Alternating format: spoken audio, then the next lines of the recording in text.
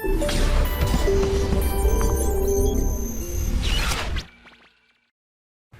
My dear students, how are you? कैसा है? My name is Ankesh and I am from Motion Education Private limited.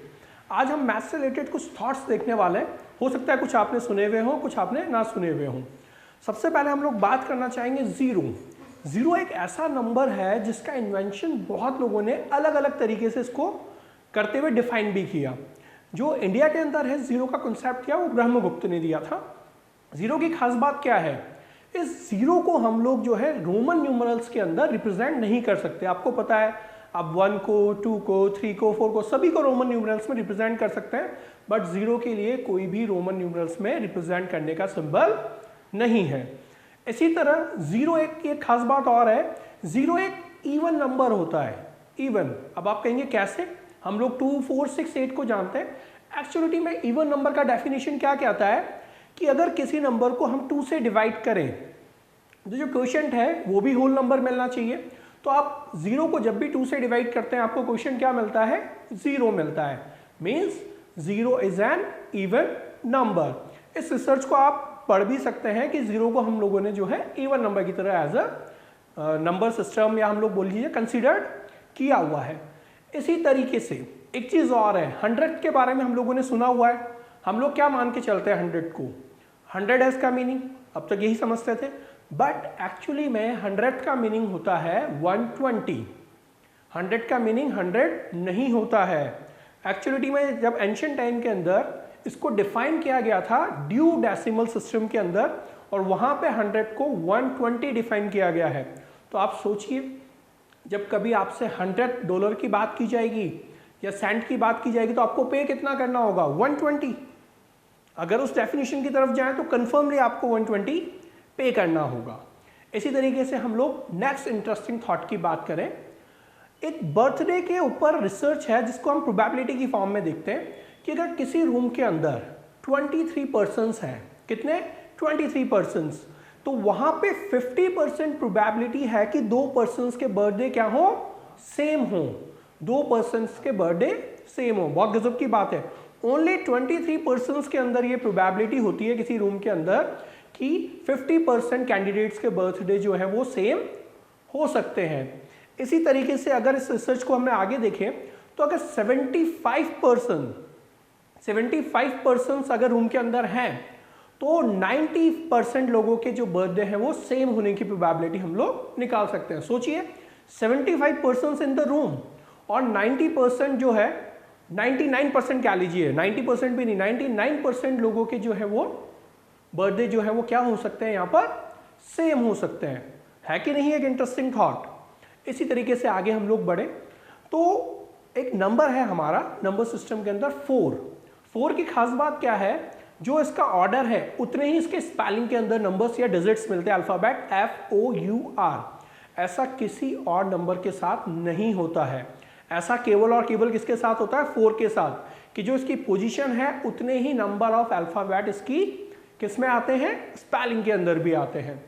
Same एक और interesting thought आपको बताता हूं कि जब भी हम काउंटिंग लिखते हैं 0 से 1000 तक, तो एक बहुत गजब की बात है कि जो ए अल्फाबेट है वो केवल सिंगल टाइम आता है और वो भी आता है 1000 की स्पेलिंग में।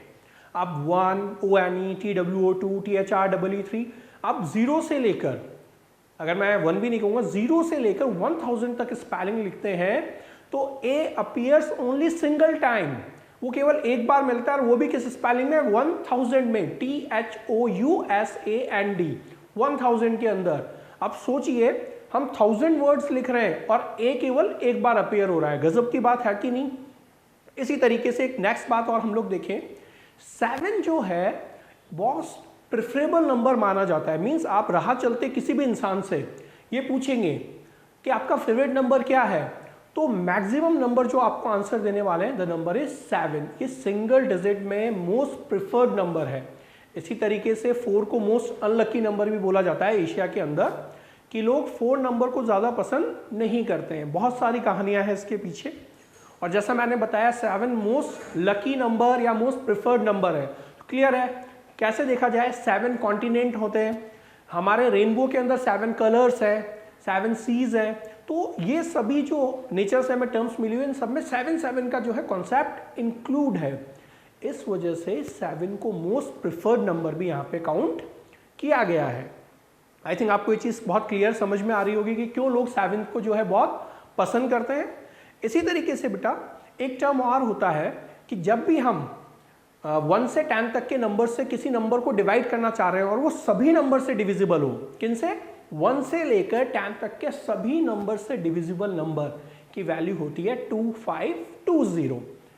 कितनी वैल्यू होती है? 2520। और एक्चुअली में this is the LCM of 1 to 10। तो ये 1 से लेकर 10 तक के सभी नंबर से जो है डिविजिबल होता है। नेक्स्ट थॉट की तरफ मूव करें तो 9 के पास एक खास प्रॉपर्टी होती है। उस प्रॉपर्टी की वजह से हम लोग कहते हैं 9 इज एन मैजिकल नंबर।